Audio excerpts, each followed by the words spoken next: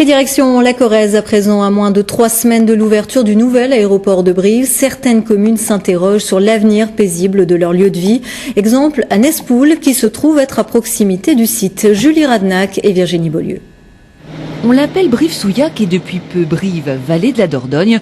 Pourtant, c'est sur la commune de Nespoul que sont implantés les 200 hectares de l'aéroport.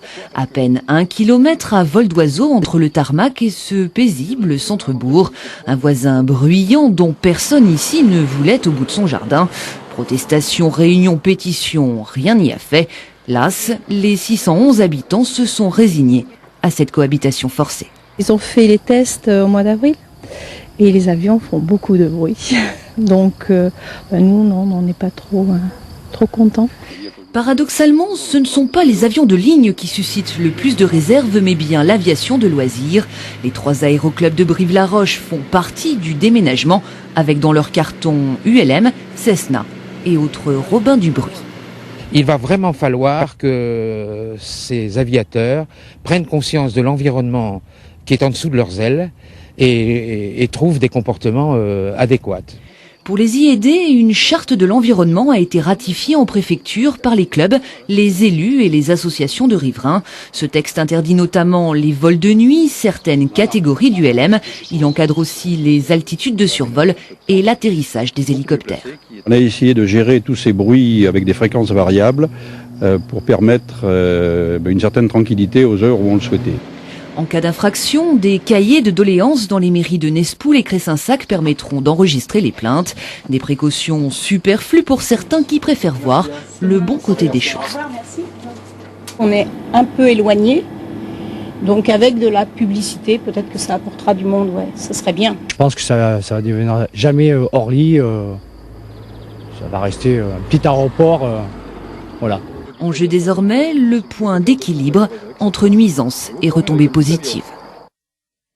Grosse effervescence dans le ciel creusois tout ce week-end pour le Flying LFBK. C'est un meeting aérien qui se déroule à l'Épau avec plus de 200 avions et des milliers de visiteurs. Malheureusement, presque toutes les machines ont été clouées au sol à cause de quelques rafales de vent. Il y a même eu un accident, mais sans gravité. Reportage Martial Codéboisse et Jean-Louis Zande. Un monoplan ouvre ce meeting aérien. Quelques belles figures de voltige. Le pilote tente d'atterrir, mais le vent trop fort déporte son avion qui se crache dans un champ. Heureusement, pas de blessés, hélices cassées, ailes froissées et de nombreux avions qui resteront au sol. L'occasion d'admirer ce Sky Raider élaboré à la fin de la Deuxième Guerre mondiale. C'est un avion polyvalent qui peut emmener une charge assez conséquente d'armement puisqu'il peut emmener l'équivalent de son poids en bombe, en roquette ou en bidon de napalm. C'est-à-dire combien de tonnes? À peu près 6 tonnes et demie d'armement pour un poids à vide de l'avion de 5 tonnes. Pour ce meeting, les avions venaient de France, Hollande, Allemagne, Belgique, Italie, voire Suisse, comme ce Hunter, un chasseur bombardier à turbine de 1975 doté d'une technologie à minima. Cet avion, malheureusement, il n'y a pas de navigation, on a un cap, on a... Pas de GPS, pas d'ordinateur? Non, on a une carte, la vitesse, le chronomètre et le cap. Puis avec ça, je dessine sur les cartes mon plan de vol. Alors il faut se donner la peine parce qu'on vole vite, on fait 14 km/min, et ce qui nous fait environ 850 km/h ou 475 nœuds. Un 8e meeting aérien de l'Épau qui pourrait bien être le dernier. C'est probablement la dernière année parce qu'on a de grandes craintes par rapport à la plateforme. Puisque elle a probablement qu'elle est en train elle a en projet d'être démantelée pour faire soit une décharge publique, soit des champs photovoltaïques. Donc en fait rien d'aéronautique.